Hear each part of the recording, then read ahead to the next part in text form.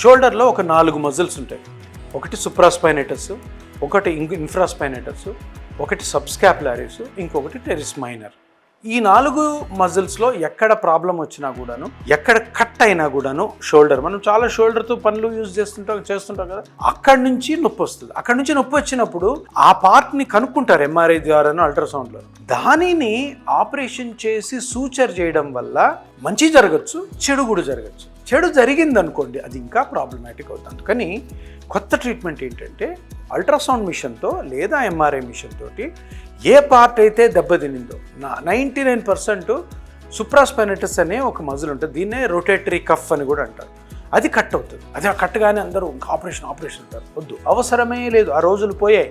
మీ బ్లడ్లోని సెల్స్లోని growth factors అనే cells ఉంటాయి platelets మీద, అవి తీసుకొని ఆ సుప్రాస్పైనేటస్ దగ్గర ఎక్కడైతే కరెక్ట్గా టేర్ ఉందో మరి మళ్ళీ మిషన్స్తో చూసి అది చేసి దాన్ని రీహాబిలిటేట్ చేసుకోవడం ద్వారా మీరు కంప్లీట్ రికవర్ అవుతారు.